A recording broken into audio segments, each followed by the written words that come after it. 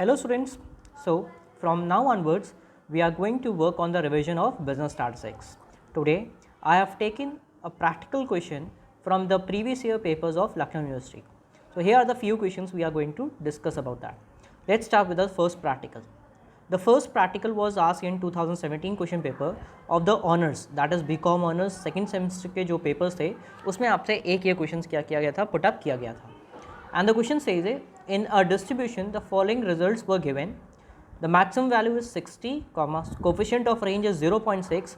Calculate the range and minimum value. अब आपको दो चीज़ कैलकुलेट करनी है, ये आपको पता ही है. तो short questions are of 3 marks, 3 marks का क्वेश्चन होता है. तो आपको बेसिकली बहुत हार्ड क्वेश्चंस नहीं मिलेंगे, सिंपल क्वेश्चन होंगे and that be more of conceptual base पे. अब आपको सॉल्व करने के लिए देखिए क्या कहा गया है, कोफिशिएंट ऑफ रेंज. तो we will be obviously taking the formula of coefficient of range. सबको कोफिशिएंट ऑफ रेंज का फॉर्मूला पता है. वो क्या होता है, highest value minus lowest value upon highest value plus lowest value. बहुत सारी बुक्स में आपको मिल सकता है formula maximum minus minimum upon maximum plus minimum. इस तरीके से भी कह सकते हैं. It's up to you.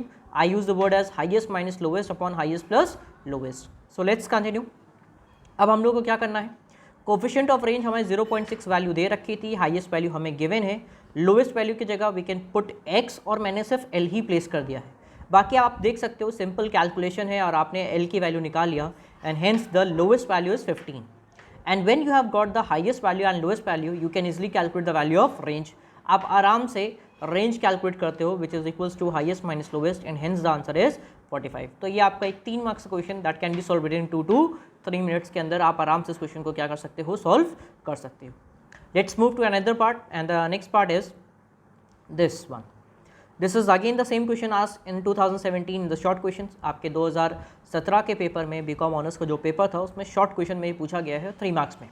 And the question says a computer obtain the regression coefficient byx as 3.5 and bxy as 0.5. Comment on the values. अब आपको क्या करना है, ये ध्यान रखिएगा कि यहाँ आपको कुछ कैलकुलेट करके नहीं दिखाना है, बस ये बताना है क्या byx और bxy आपने जो कंप्यूटर ने निकाला है क्या वो सही है या गलत है. तो सबसे पहला आपका ये रूल आपको ये पता होना चाहिए कि that one of the properties of coefficient of correlations that it's value lies from -1 to +1. जो आपकी कोरिलेशन की जो वैल्यू होती है वो कहाँ से होती है, -1 से लेकर के +1 के बीच में फॉलो करती है. दैट मीन्स जिसे हम लोग शॉर्ट में क्या कहते हैं, आर कहते हैं कि नहीं कहते हैं. तो सिंपल सा हमने चेक कर लिया कि अगर मेरी आर की वैल्यू 1 से कम आएगी तो यानी कि हमारे कोफिशिएंट्स क्या होंगे, सही होंगे, और उससे ज़्यादा आएंगे तो यानी हमारे कोफिशिएंट्स गलत होंगे.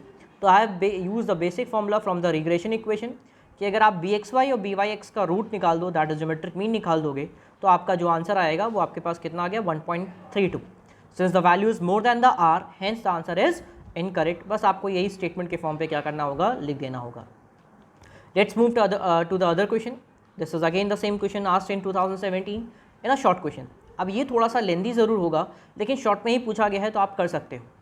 The question says that what is the probability of drawing 2 aces at random from a pack of 52 well shuffled cards. अब ये आपको ध्यान देना होगा कि यहाँ देखिए क्या टर्मोलॉजी यूज़ कर रही है, what is the probability of drawing 2 aces. 2 aces निकालना है at random from a pack of 52 well shuffled cards. तो आपको ये कहना है कि पहली बार अगर आप कार्ड निकाल रहे हो तो एक एस आए, फिर दूसरी बार कार्ड निकाल रहे हो तो क्या करेंगे, एक और एस आए. ये प्रोबेबिलिटी को आप कैलकुलेट करना है.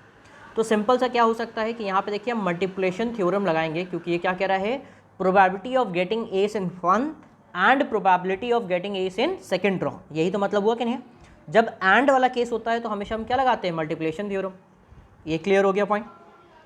अब इसके 2 केसेस हो सकते हैं, we can use without replacement and with replacement. मतलब क्या हुआ, अगर एक बार हमने कार्ड निकाला तो उसको मैंने क्या कर लिया है, वापस नहीं रखा है, तो वो क्या हो गया, विदाउट. अगर हमने कार्ड निकाल लिया है और उसको हमने वापस रख दिया है तो उसे हम क्या कहेंगे, with replacement.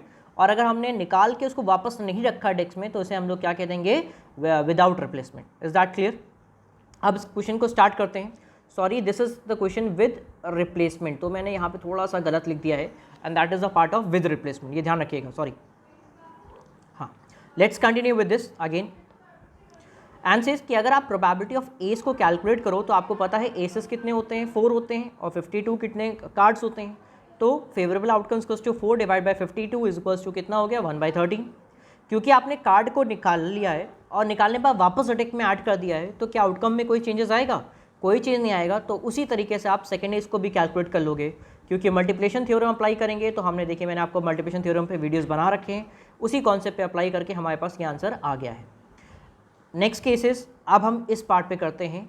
This question is of, ये मैंने गलती से विद लिख दिया है and this is a case of without replacement, यानी कि उसको हम वापस ऐड नहीं कर रहे हैं।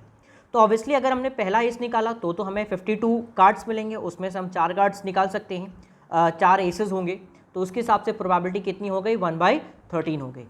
नेक्स्ट, क्योंकि अगर हमने कार्ड को निकाल करके अलग रख दिया है और वापस में नहीं रखा है तो मेरे पास फेवरेबल आउटकम्स कम हो गए, कितने हो गए 51।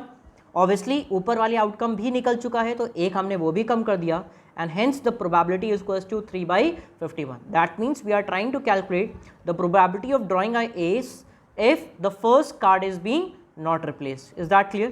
बाकी फिर हमने फिर वही कैलकुलेट किया, probability of A intersection B is equals to, दोनों को मल्टीप्लाई करके अपने फाइनल आंसर्स को हमने यहाँ पे क्या कर दिया है, प्लेस कर दिया है। Hope this point is clear to everyone. Thank you students.